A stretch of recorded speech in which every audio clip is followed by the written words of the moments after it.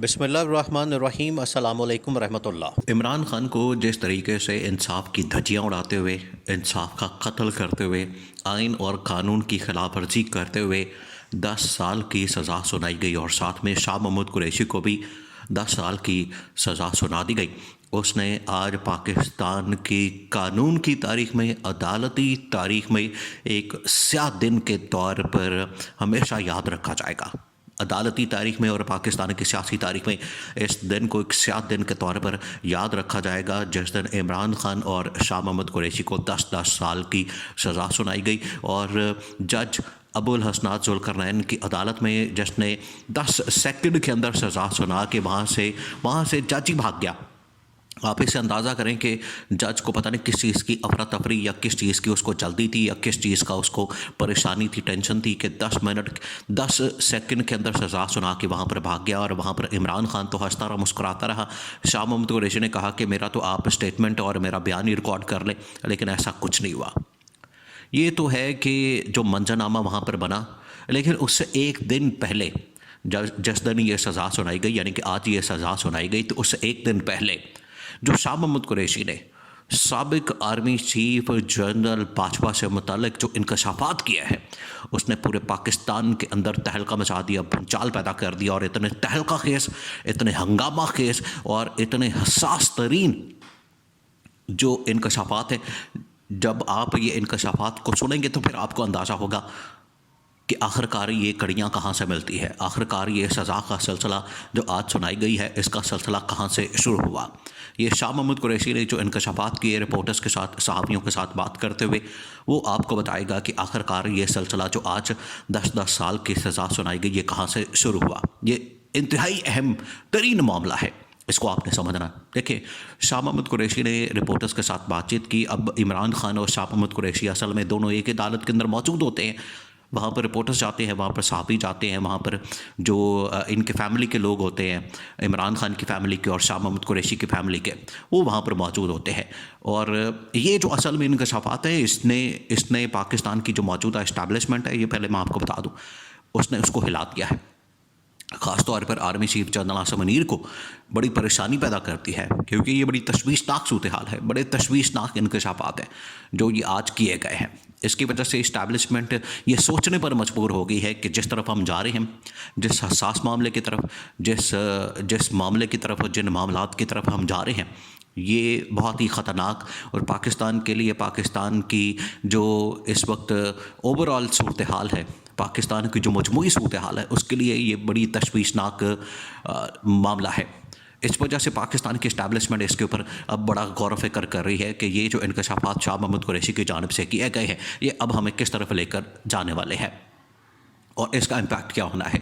शाह महमूद कुरैशी ने सहाफ़ियों से बातचीत करते हुए कहा कि जब ये मामला शुरू हुआ साइफ़र का, और साइफ़र के बाद ये मामला शुरू हुआ अदम एतमाद का। अदम एतमाद जब इमरान खान के ख़िलाफ़ लॉन्च की जाती है, तो इमरान खान ने उसी वक्त ही ये पहले ही वार्निंग दे दी थी। इमरान खान ने बता दिया था कि, और इमरान खान ने उस वक्त जनरल बाजवा से अपने जो पैगाम भेजे मुख्तलिफ़ लोगों के ज़रिए से, उस वक्त के जो वज़ीर ख़ज़ाना थे शौकत तरीन, उनको भी भेजा। उन्हें कहा कि ये ना किया जाए, इसकी वजह से हालात बड़े ख़राब हो जाने हैं और आप इमरान खान को तो हटा देंगे, लेकिन पाकिस्तान के हालात जो है मुसलसल जो मुआशी और सियासी इस्तेहकाम के अंदर अदम इस्तेहकाम के अंदर चले जाएंगे।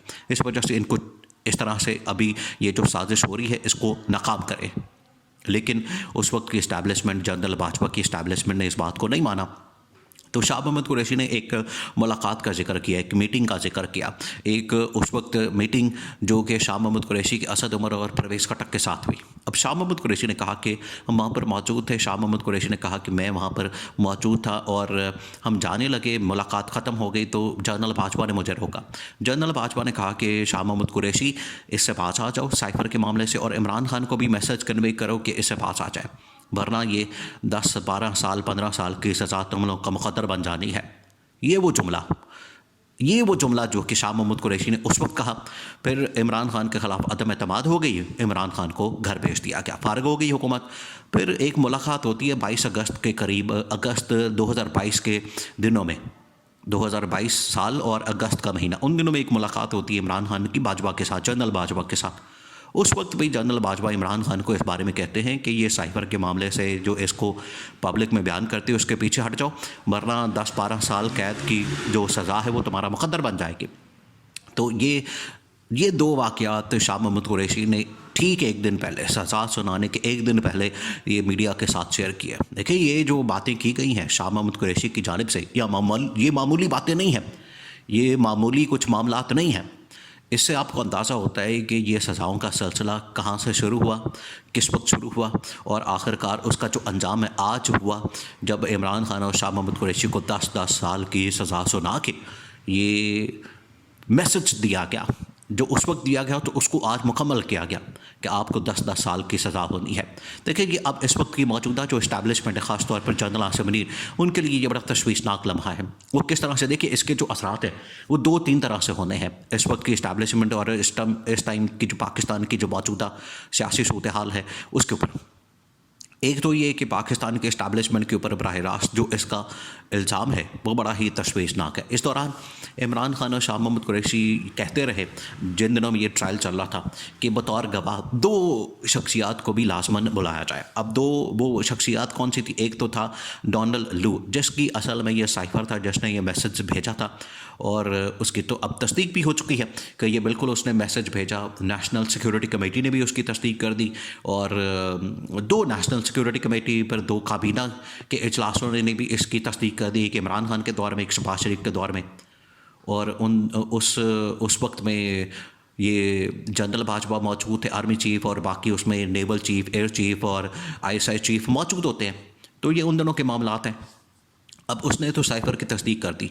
इसमें कहा गया कि पहले तो डोनाल्ड लू को बुलाया जाए, जो कि अमरीकी अहदेदार, जिसने ये मुलाकात के अंदर, मीटिंग के अंदर असद मजीद खान से जो मुलाकात हुई, पाकिस्तानी सफ़ीर जो अमेरिका के अंदर थे, जो असद मजीद खान, उससे जो मुलाकात हुई डोनाल्ड लू की, तो डोनाल्ड लू को बतौर गवाह इसमें पेश किया जाए और उसको भी बुलाया जाए, उससे भी जरा की जाए, पहली बात। दूसरी बात ये कि जनरल बाजवा जिनको ये मैसेज कन्वे किया गया था उनको भी बुलाया जाए, उनको भी यहाँ पर कटहरे में खड़ा किया जाए। देखिए, ये अब बहुत बड़ा सवाल है। इससे पाकिस्तान की इस्टेब्लिशमेंट और पाकिस्तान की जो मौजूदा सूरत हाल, उसमें अमेरिका के साथ मामलात, ताल्लुकात और IMF के साथ ताल्लुकात, उसके ऊपर बराह रास्त इम्पैक्ट आता है। जब आप इस तरह की चीज़ें खोलेंगे, इस तरह के मामलात खोलेंगे, इसके ऊपर तो इमरान खान ने कई मरतबा कहा है कि आप इसकी तहकीकात करें ताकि पता चले कि इसके पीछे कौन मुहर्रकात क्या है।